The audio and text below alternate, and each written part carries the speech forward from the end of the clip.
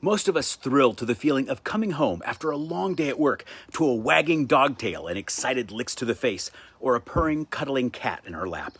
If you're anything like me, sometimes you walk past your pet and you're suddenly struck by how odd it is that humans keep animals trapped in their homes with them for no other reason than the fact that they bring us pleasure. I, for one, can't imagine a life without our furry friends. But why do we keep pets? And how long have we been doing it? There is no specific year that experts can point to when humans began folding animals into their lives and homes. But archaeologists and anthropologists are pretty certain we've been doing it for tens of thousands of years. Dogs were almost certainly the first animal that humans ever domesticated, back when we were predominantly hunter-gatherers, some 12,000 years ago. Except these weren't dogs. They were from an ancient, now extinct, wolf population.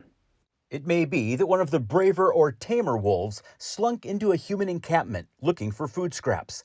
Once they and their descendants realized that they got fed so long as they didn't attack the humans, a mutual bond was formed.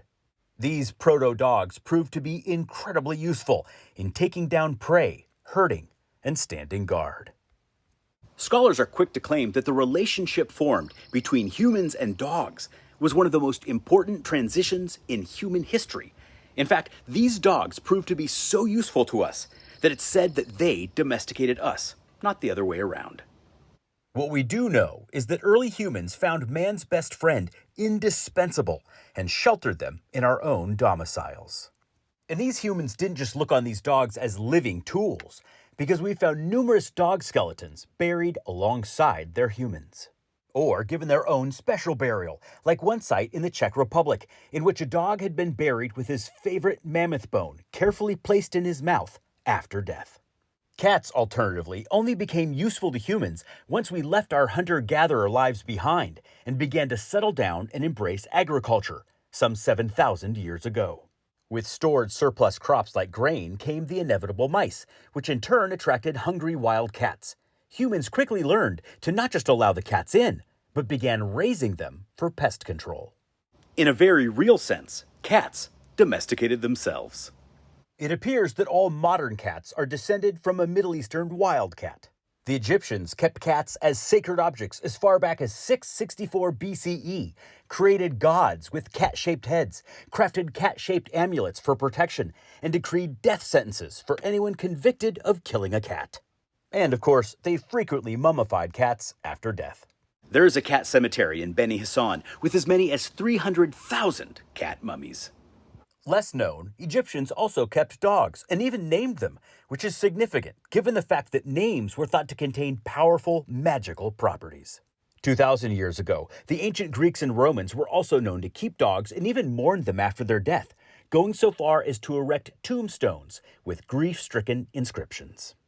Cats remained popular until the Middle Ages, when Europeans began to associate them with the devil and witches.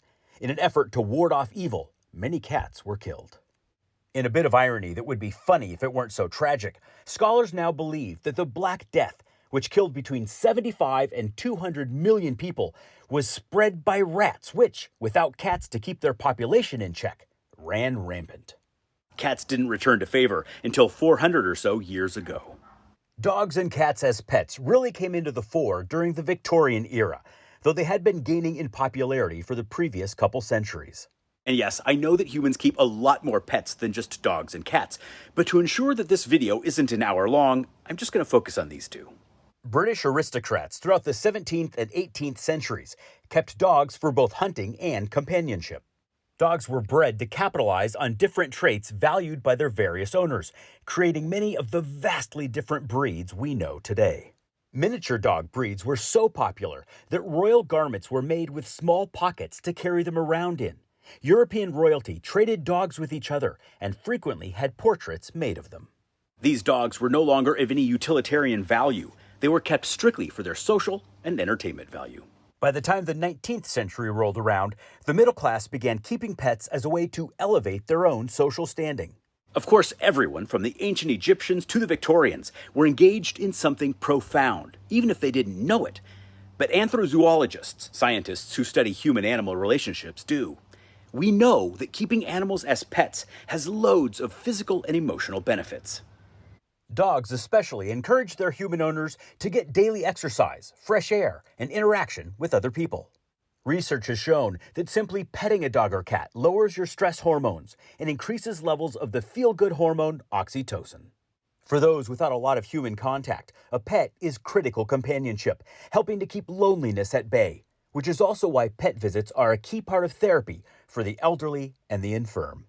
And as unbelievable as it sounds, many of us frequently look to our animals, particularly dogs, as examples of how to live better lives, full of frolicking happiness, inquisitive play, and of course, unconditional love.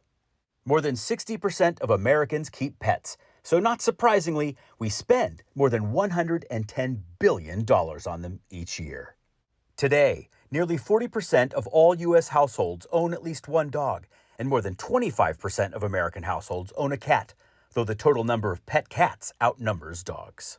More than 3/4 of all millennials in the U.S. own pets, and together with Gen Z generate nearly 3/4 of all pet ownership in the United States.